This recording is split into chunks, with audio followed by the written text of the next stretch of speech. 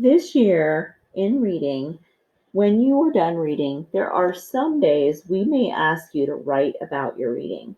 And you'll do that with a reading response tracker. So it's a document that we've made for you for the first semester, for August through to December, where we're going to kind of have you stop and write down on this document all of your different noticings for reading. So some days it'll be student choice and some days it'll be teacher choice. So here are some of the types of responses you can talk about. You can write about a connection that you've had with a character, with another book, to your own life, to the world. You can make an inference, which is a prediction, an educated guess, a question you thought of or questions you thought of with some possible answers. You could tell us about the theme or the lesson you're learning, the setting and why that setting is important, different main ideas you're noticing, various points of views and why that could be important to the story or to the article, what you visualized as you were reading, an aha moment that you had, some new realization as you were reading. Tell us what you love about the story or the article. If you're reading a fiction piece, tell us what you're noticing about the character. And this could also be true in nonfiction. When you notice things about characters, you're probably noticing their internal traits, what motivates them, and the different archetypes we have in fiction. And if you don't know what some of these are or they seem a little fuzzy to you, don't worry. Um, we will definitely be teaching that later on this year. Only write about this stuff if you remember it from your previous grade and you think you have a good handle on it. Also, you could write about what surprised you, what challenged your thinking, and what are you learning about the character, or even better, what are you learning about yourself? So, like I said, some days your responses will be free choice, other days your teacher will say, I really want you to focus on, let's say, main ideas. What tell us two main ideas that you want to write about. So it just depends. When you're done writing your response, we really need you to read it out loud to check for grammar mistakes or spelling.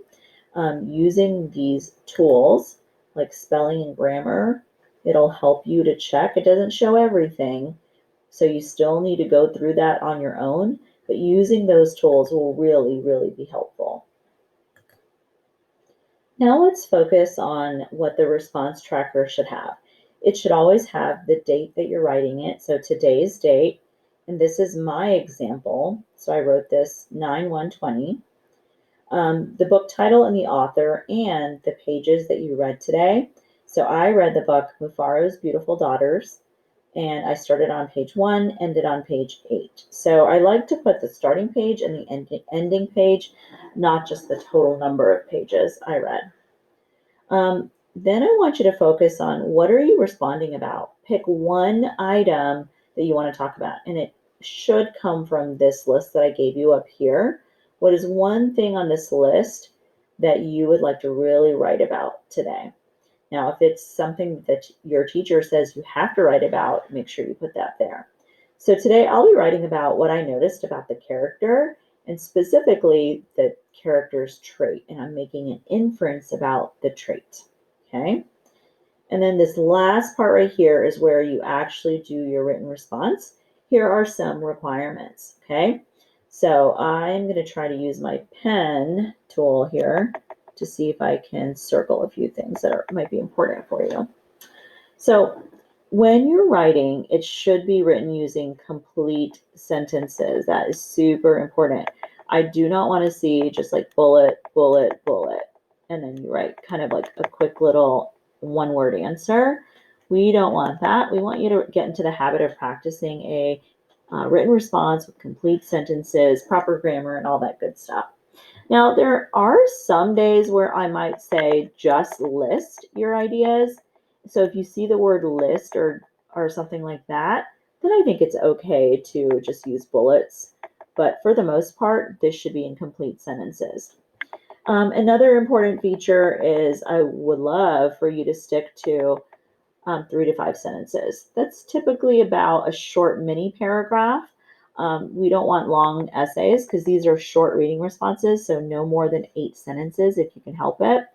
We would really appreciate that because remember, we have a lot of students to read and get through their responses to see what they're thinking. And our goal right now is not to write a full-blown essay, but see if you can kind of capture your thinking in anywhere between 3 to 8 sentences. 3 to 5 is totally fine. Okay, so now let's talk about what should your response actually include. Okay, so here we go. By the way, I'm having way too much fun with this pen. Okay, your responses should include definitely your book title, because your teacher needs to know what you're reading.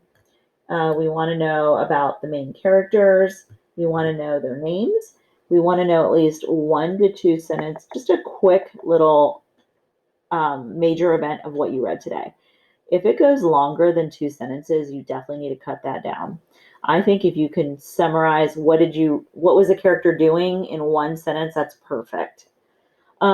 Then explain kind of your main noticing or your main point of what you're writing about. Okay, so like if you're talking about character traits, probably the second or third sentence I should see is something about that trait. Okay. Then you're going to include evidence from the story or examples from the book. Later on this year, we'll show you how to collect text evidence. Right now, an example is totally fine. And then what I'd like for you to do is share. This is the part where I think it's your personality and you talking.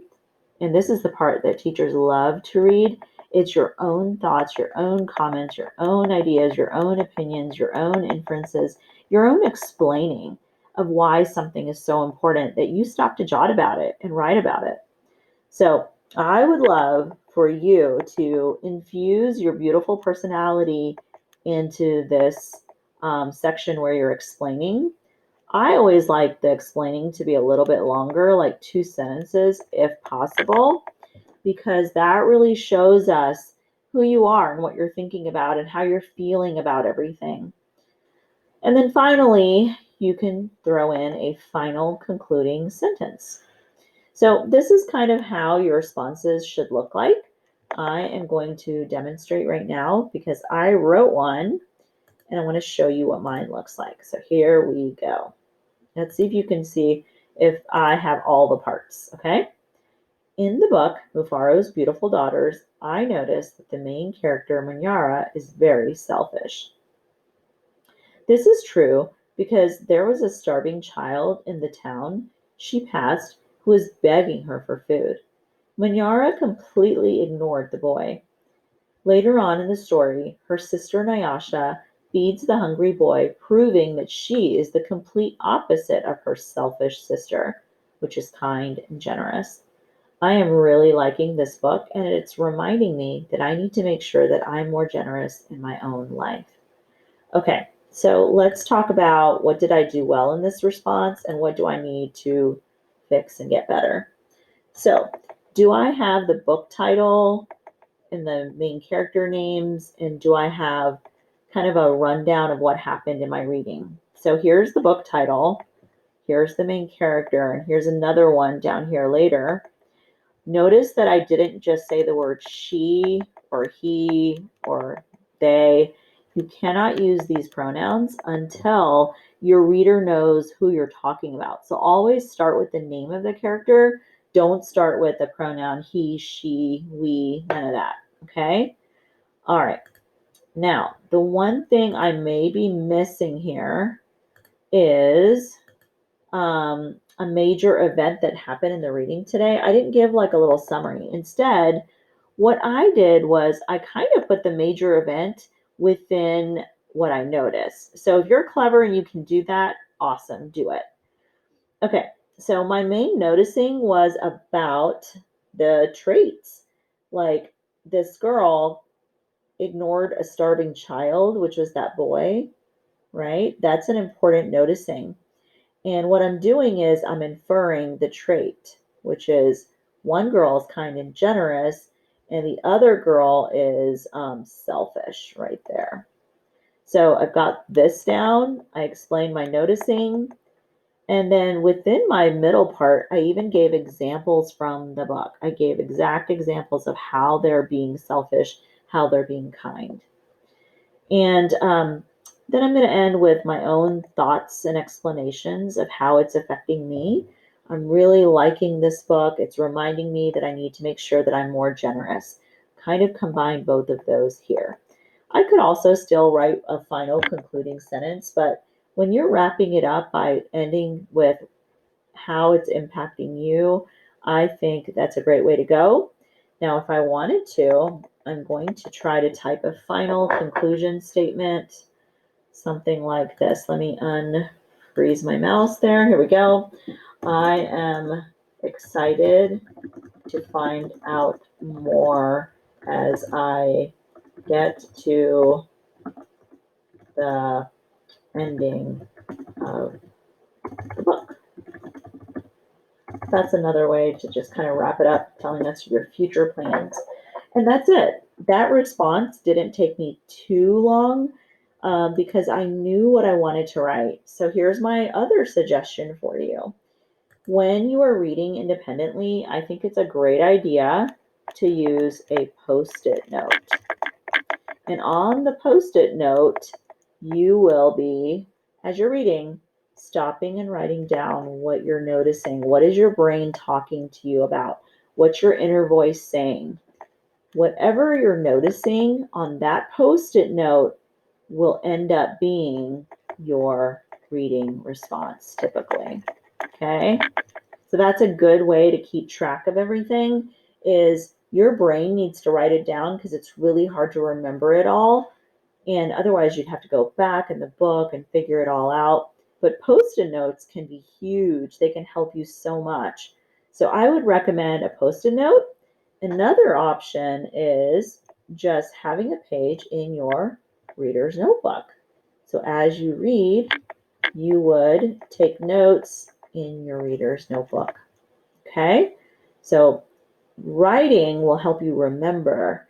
And I think if you use that tool, you use all these kind of things up here, you're going to write a great reading response. All right. Thanks, everybody. Looking forward to reading your responses.